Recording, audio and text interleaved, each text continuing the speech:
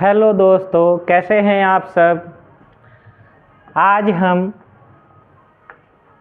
वैद्युत आवेश तथा वैद्युत क्षेत्र में वैद्युत बल रेखाएं, वैद्युत द्विध्रुव इत्यादि के बारे में जानेंगे।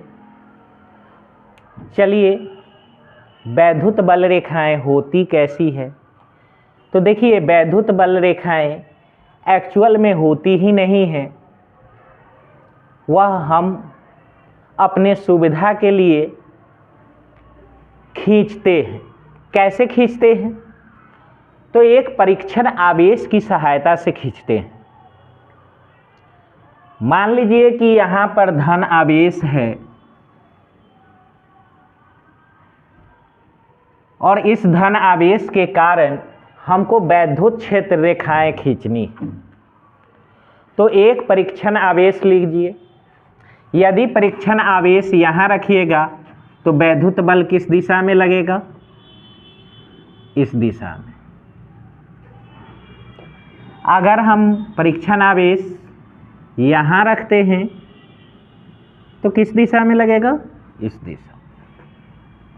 अगर यहाँ रखें तो चूँकि परीक्षण आवेश अल्प परिमाण का धन आवेश होगा, अतः प्रतिकर्षण बल लगेगा उस पर। अगर परीक्षण आवेश यहाँ रखें तो, अगर परीक्षण आवेश यहाँ रखें तो, अगर परीक्षण आवेश यहाँ रखें तो जस्ट बाहर की ओर। इस तरह से परीक्षण आवेश कहीं पर भी रखेंगे तो हमको बहिर्मुखी, त्रिज्य बहिर्मुखी उस पर बल लगेगा। मतलब हम जितना चाहे उतना ऐसी रेखाएं खींच सकते हैं और यह होगा त्रिज्य बहिर्मुखी। कैसी होगी? त्रिज्य बहिर्मुखी। यह तो हुआ एकल आवेश के कारण। चूंकि एक आवेश लिए हैं, एकल धन आवेश के कारण वैद्युत बल रेखाएं।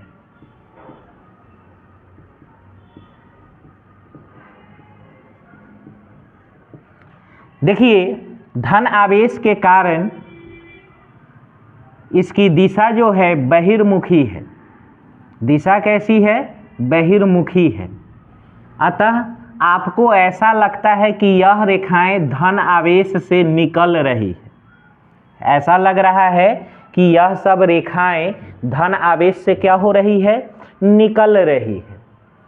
तो यह धन आवेश से, तो पहला चीज समझ लीजिए कि वैद्युत क्षेत्र रेखाएं होती कैसी है। तो हम लिखते हैं वैद्युत बल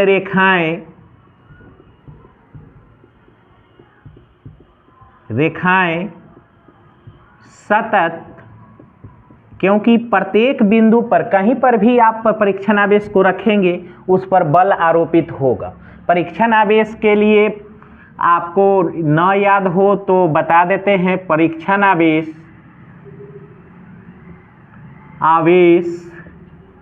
जिसको इंग्लिश में टेस्ट चार्ज कहा जाता है, अल्प परिमाण का धन आवेश होता है।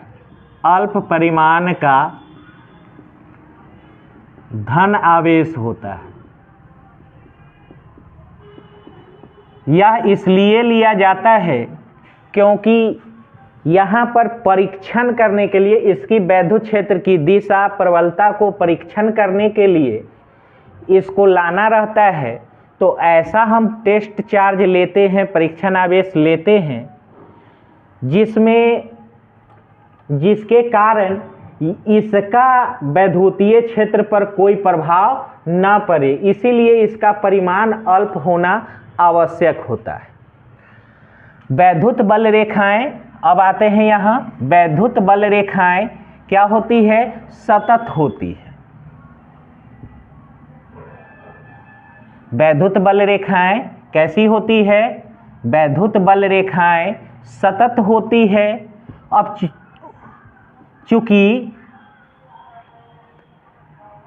चूंकि यहाँ पर देख लीजिए कि यह होता नहीं है, एक्चुअल में यह दिखता नहीं है, इसीलिए हम लिखते हैं सतत काल्पनिक। सतत होती है, काल्पनिक होती है, और देख रहे हैं यह खुला हुआ वक्र है। कैसी है? खुली हुई है, खुली वक्र होती है।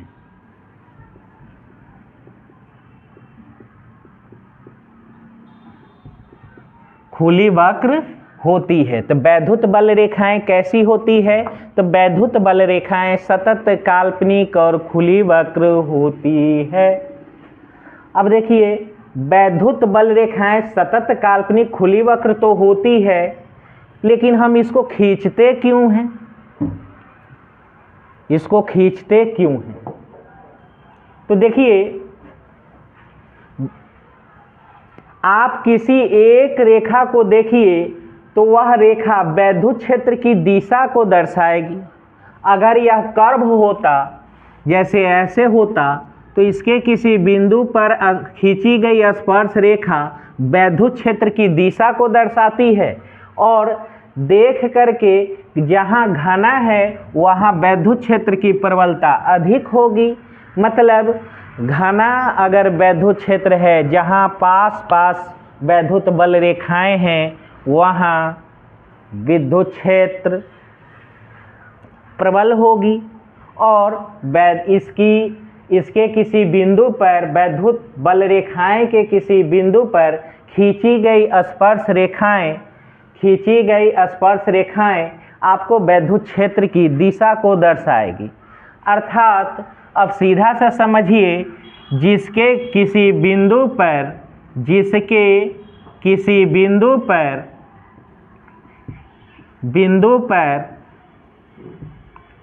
खींची गई स्पर्श रेखा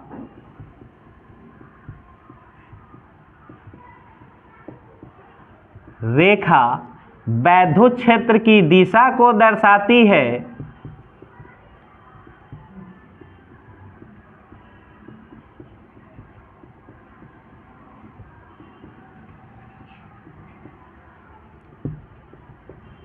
तथा घनत्व वैद्युत क्षेत्र की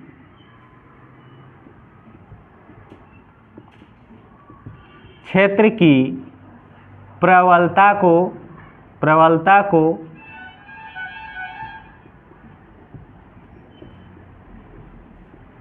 दर्शाती है। मतलब सीधा लिखेंगे वैद्युत बल रेखाएं क्या है, तो इसमें लिखा जाएगा वैद्युत बल रेखाएं सतत काल्पनिक खुली वक्र होती है, जिसके किसी बिंदु पर खींची गई स्पर्श रेखा वैद्युत क्षेत्र की प्रबलता को दिशा को दर्शाती है, तथा घनत्व वैद्युत क्षेत्र की प्रबलता को दर्शाती है। अब घनत्व का मतलब होता है कि कितना पास पास है। जहाँ पास पास हो वैद्युत क्षेत्र, जहाँ पास पास हो वैद्युत क्षेत्र वहाँ प्रबल होगा, जहाँ दूर दूर है वहाँ वैद्युत क्षेत्र दुर्बल होगा। जैसे यहाँ आवेश, अगर हम इस बिंदु, यह एक बिंदु P है, यह एक बिंदु Q है, तो देखिए P पर वैद्युत बल रेखाएं क्या है, मतलब नज़दीक है, और Q पर वैद्युत बल रेखाएं दूर है। अतः Q पर विद्युत क्षेत्र EQ छोटा होगा EP से। मतलब जहाँ पर वैद्युत क्षेत्र रेखाएं नज़दीक दिखेगी वहाँ वैद्युत क्षेत्र अधिक होगा। जहाँ वैद्युत बल रेखाएं नज़दीक है, जहाँ वैद्युत बल रेखाएं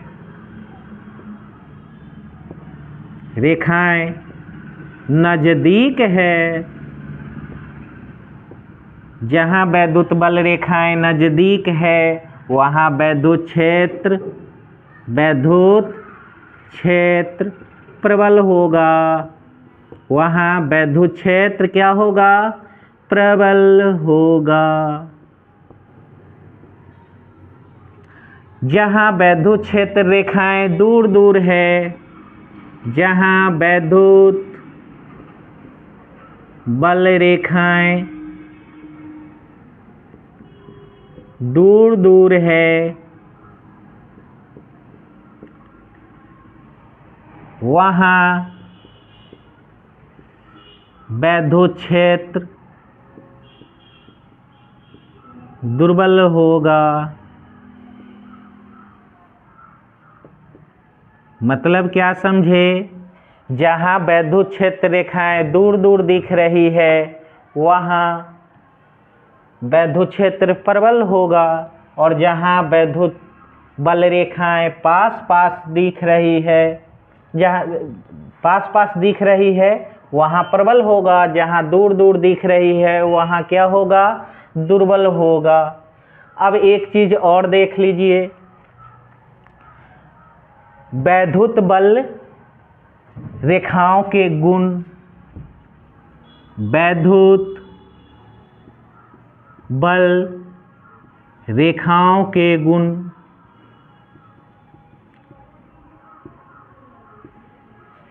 किसी किसी किताब में वैद्युत बल रेखाएं लिखी रहती है, वैद्युत बल रेखाएं, और किसी में वैद्युत क्षेत्र रेखाएं। यह दोनों एक ही चीज है। वैद्युत बल रेखाएं इलेक्ट्रिक लाइन ऑफ फोर्स, वैद्युत क्षेत्र रेखाएं इलेक्ट्रिक लाइन ऑफ फील्ड। वैद्युत बल रेखाएं और वैद्युत क्षेत्र रेखाएं अगर कहीं दो बातें अगर दिख रही हो तो दोनों का मतलब एक ही लेना है। आ जाइए वैद्युत बल रेखाओं के गुण के बारे में देख ले। तो गुण तो ऊपर ही बहुत सारा लिखा गया है। पहला, वैद्युत बल रेखाएं सतत होती है। वैद्युत बल रेखाएं, वैद्युत बल रेखाएं सतत होती है।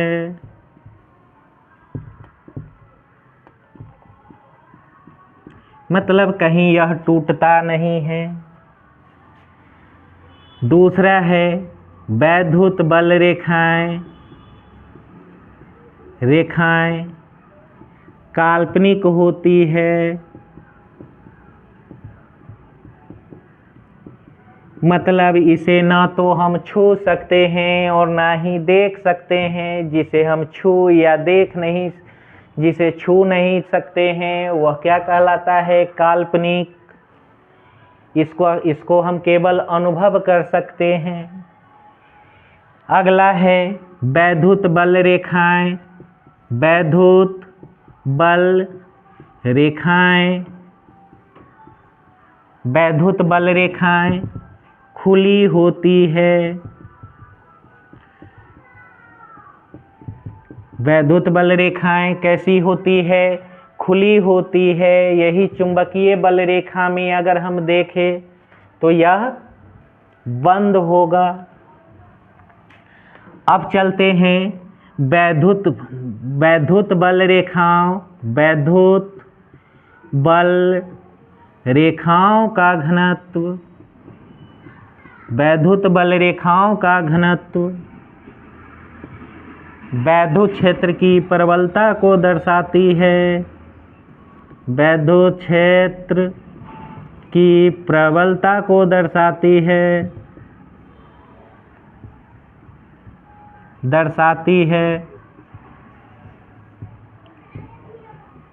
मतलब जहाँ वैद्युत क्षेत्र रेखाएं पास पास दिखे वहाँ वैद्युत क्षेत्र अधिक होगा। जहाँ वैद्युत बल रेखाएं दूर दूर दिखे वहाँ वैद्युत क्षेत्र कम होगा। अगला है वैद्युत बल रेखाओं, वैद्युत बल रेखाओं के किसी बिंदु पर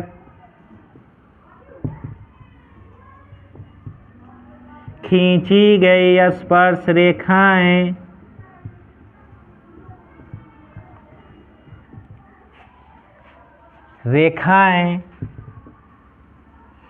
स्पर्श रेखा वैद्युत क्षेत्र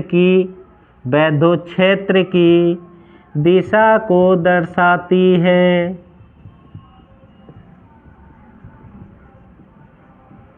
मतलब समझ लीजिए, अगर कर्व है वैद्युत क्षेत्र रेखाएं, तो उसके किसी बिंदु पर वैद्युत क्षेत्र की क्या होगी, दिशा जो होगी स्पर्श रेखा की दिशा में होगी। आगे बढ़ते हैं।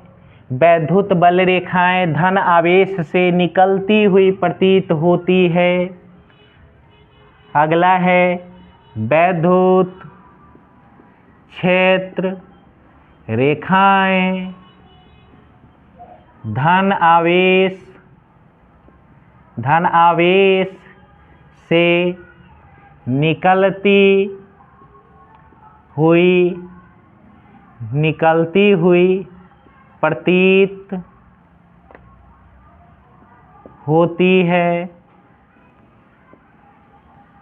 अब देखिए, यह जा कहाँ रही है। एकल धनावेश से अगर निकलेगी तो अनंत की ओर जाती हुई प्रतीत होती है, निकलती हुई प्रतीत होती है।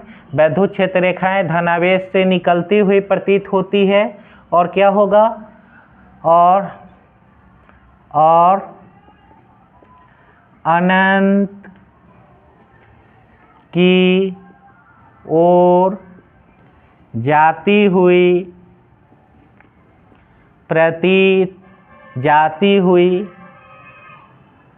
अनंत की ओर चली जाती है।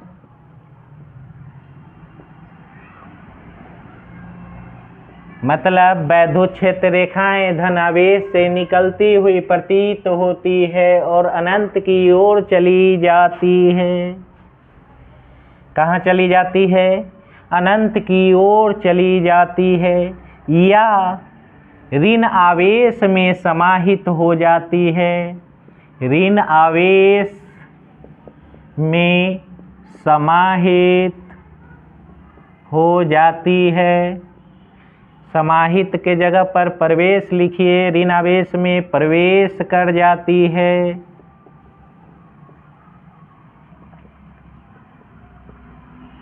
देखिए, ऋण आवेश के कारण यहाँ मान लीजिए ऋण आवेश है, तो यहाँ पर अगर परीक्षण आवेश रखिएगा तो इसको आकर्षित करेगा। मतलब कि अंदर की ओर वैद्युत बल लगेगा यहाँ पर, तो अंदर की ओर। यहाँ भी अगर रखा जाए तो अंदर की ओर वैद्युत बल लगेगा, यहाँ रखा जाए तो अंदर की ओर वैद्युत बल लगेगा। इसी तरह कहीं पर भी परीक्षण आवेश रखिएगा, उसको क्या करेगा, आकर्षित करेगा, क्योंकि ऋण आवेश और परीक्षण आवेश होता है धन आवेश, इसलिए आकर्षण होगा। अब आप चाहे तो जितना चाहे खींच सकते हैं।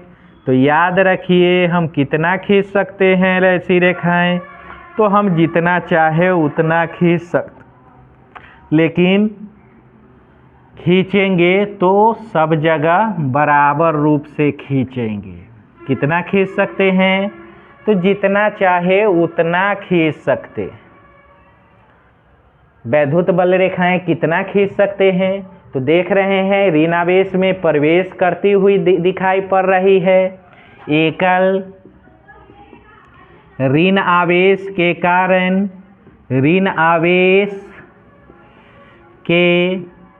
कारण वैद्युत बल रेखाएं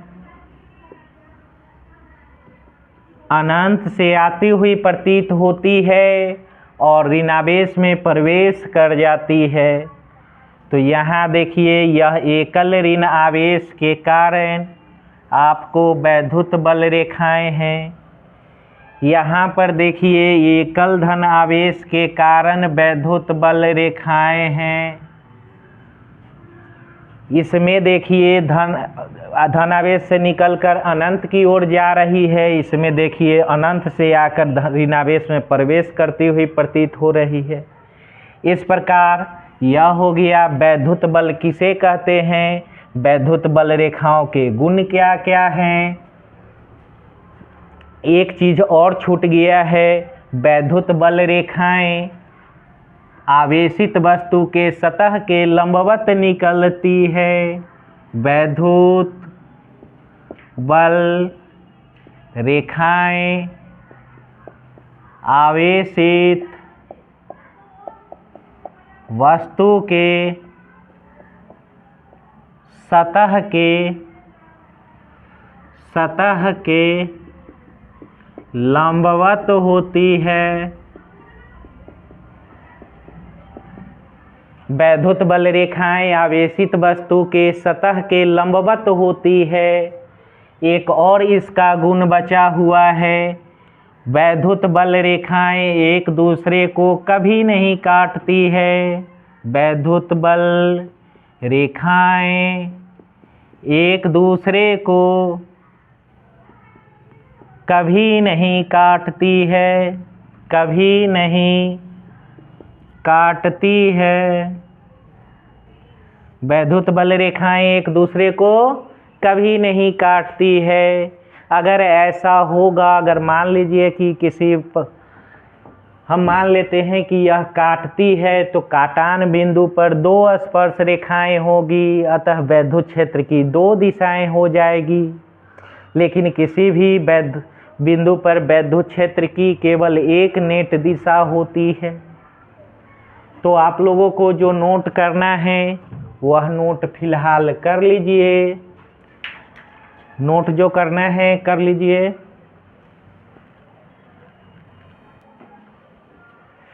आप लोग नोट कर लिए तो अब आगे बढ़ते हैं।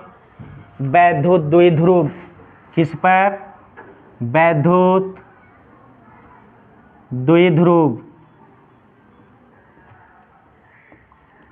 इंग्लिश में इसको कहा जाता है इलेक्ट्रिक डायपोल। क्या कहा जाता है, इलेक्ट्रिक डायपोल। वैद्युत द्विध्रुव क्या हुआ, इलेक्ट्रिक डायपोल। अब इलेक्ट्रिक डायपोल होता क्या है, तो देखिए इलेक्ट्रिक डायपोल कुछ नहीं है, दो समान परिमाण के विजातीय आवेश ले लीजिए। जैसे एक Q परिमाण का ऋण आवेश लिए,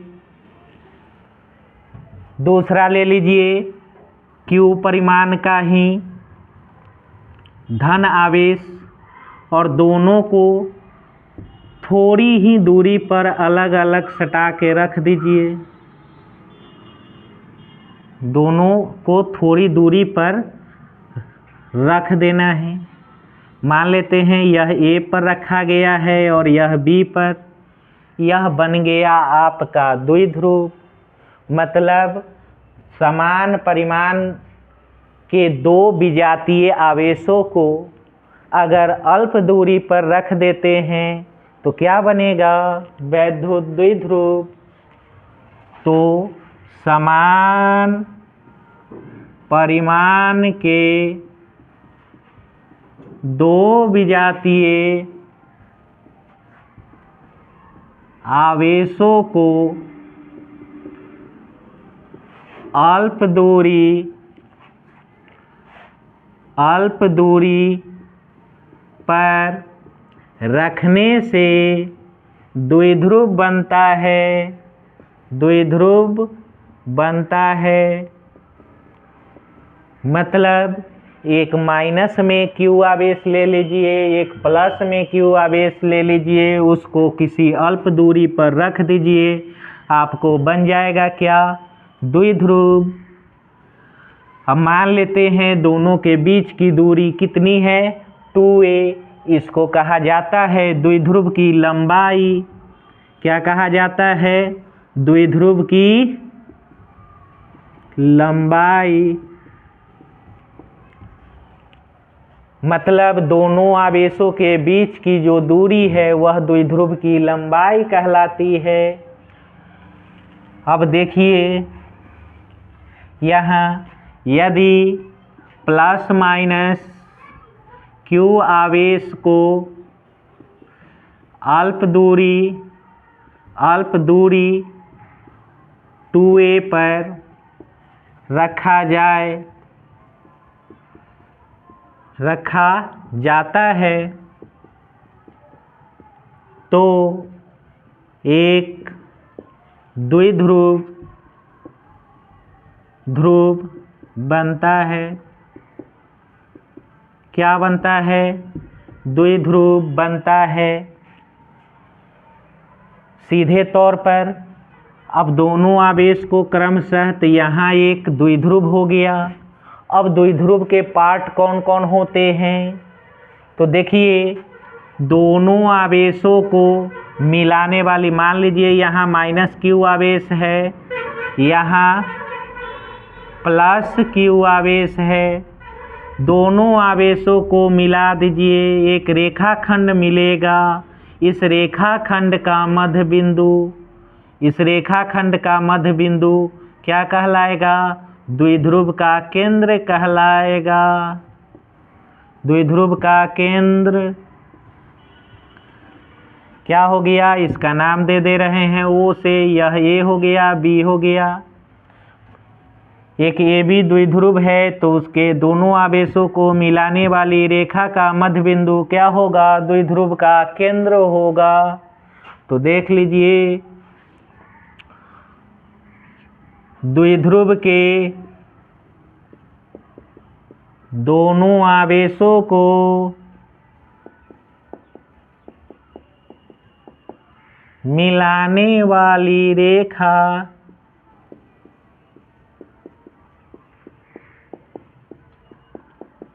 का मध्य बिंदु क्या कहलाता है? द्विध्रुव के दोनों आवेशों को मिलाने वाली रेखा का मध्य बिंदु द्विध्रुव का केंद्र कहलाता है।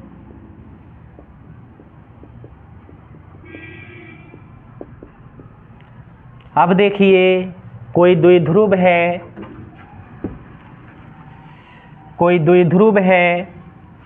AB जिस पर -q और +q आवेश हैं। इस दोनों रेखाओं के बीच की दूरी को क्या कहा जाता है? द्विध्रुव की लंबाई।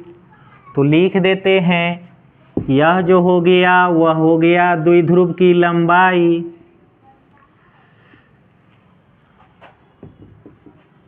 द्विध्रुव के दोनों आवेशों को मिलाने वाली रेखा द्विध्रुव रेखा मिलाने वाली रेखा खंड को द्विध्रुव का केंद्र द्विध्रुव की लंबाई कहते हैं। मतलब द्विध्रुव के दोनों आवेशों को मिलाने वाली रेखाखंड को द्विध्रुव की लंबाई कहते हैं। इसे 2a से दर्शाया जाता है।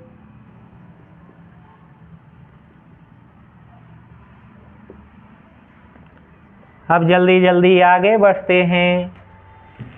देखिए द्विध्रुव के दोनों आवेशों को, द्विध्रुव है इसके दोनों आवेशों को मिलाने वाली जो रेखा होगी वह क्या कहलाएगा? द्विध्रुव का अक्ष। तो सीधे से हम कहेंगे द्विध्रुव के दोनों आवेशों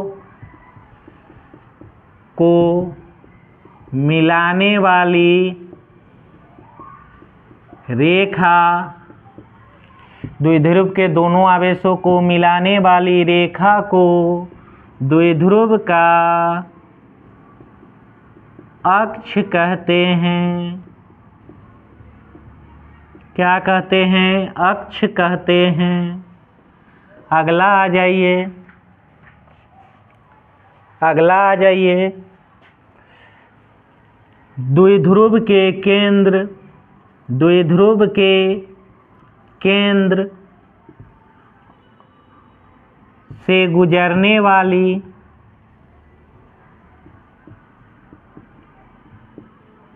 वाली अक्ष के लंबवत तल को द्विध्रुव का विषुवतीय तल कहते हैं।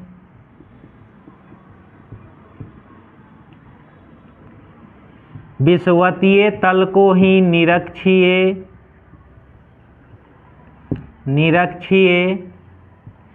तल कहा जाता है।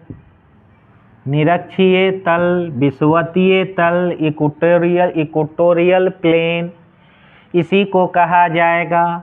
यह द्विध्रुव का केंद्र है, दोनों रेखाओं को मिलाने वाली रेखा का मध्य बिंदु। अब इससे गुजरने वाली तल क्या कहलाएगी? विषुवतीय तल कहलाएगी। यह अक्ष हो गया, यह क्या हो गया? विषुवतीय तल। अब आ जाइए द्विध्रुव में। द्विध्रुव वैद्युत द्विध्रुव आघूर्ण, द्विध्रुव आघूर्ण के बारे में जानते हैं। इसको इंग्लिश में कहा जाता है इलेक्ट्रिक डायपोल मोमेंट। इंग्लिश में क्या कहा जाता है? इलेक्ट्रिक डायपोल मोमेंट, वैद्युत द्विध्रुव आघूर्ण। तो देखिए, किसी भी द्विध्रुव के आवेशों में से एक आवेश Q ले लीजिए, आवेश का परिमाण, और उसकी लंबाई को गुना कर लीजिए और एक इकाई आवेश P दे दीजिए। जो राशि गुना करके प्राप्त हुआ, इसको कहा जाता है वैद्युत द्विध्रुव आघूर्ण।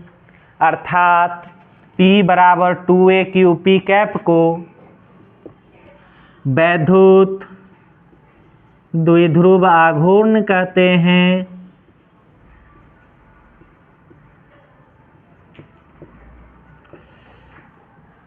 P बराबर 2AQ P कैप को वैद्युत द्विध्रुव आघूर्ण कहते हैं, जहाँ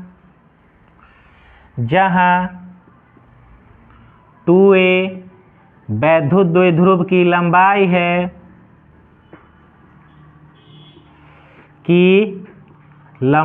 है,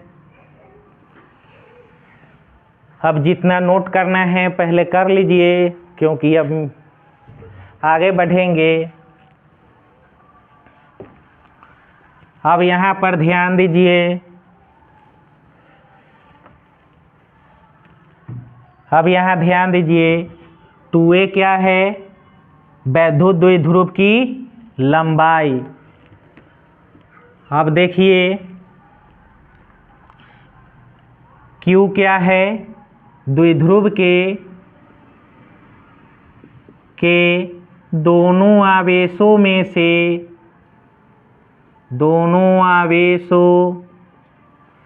में से एक आवेश की लंबाई, एक आवेश का परिमाण, Q क्या है? द्विध्रुव के दोनों आवेशों में से एक आवेश का परिमाण। अब देखिए P कैप महत्वपूर्ण चीज, इसे कहते हैं द्विध्रुव की दिशा। यह जो होती है माइनस Q से प्लस Q की ओर इकाई सदिश पी कैप क्या है, द्विध्रुव की दिशा किधर से किधर होती है, तो -q से +q की ओर। द्विध्रुव की दिशा किधर से किधर होती है, तो -q से q की ओर। चलिए अब हम आगे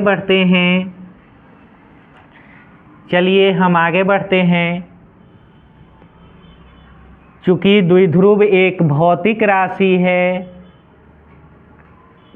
वैद्युत द्विध्रुव आघूर्ण क्या है, एक भौतिक राशि है, अतः इसका SI मात्रक होगा।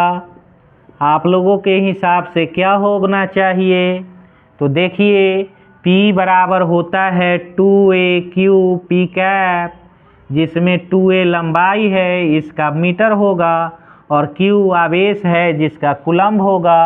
तो कितना होगा, कूलम्ब मीटर। तो SI मात्रक वैद्युत द्विध्रुव आघूर्ण का SI मात्रक क्या है, कूलम्ब मीटर। बीमीय सूत्र देख लीजिए,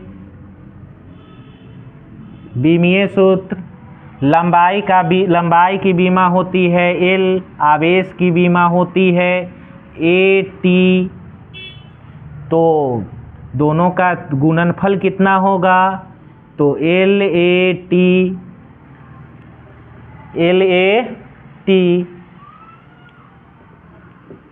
वैद्युत द्विध्रुव आघूर्ण का बीमीय सूत्र क्या हो गया, LAT।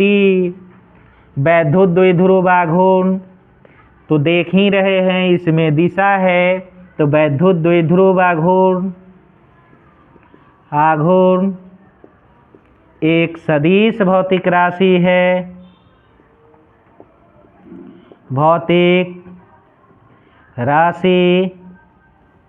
है, आज का क्लास यहीं समाप्त करते हैं, मिलते हैं अगले दिन।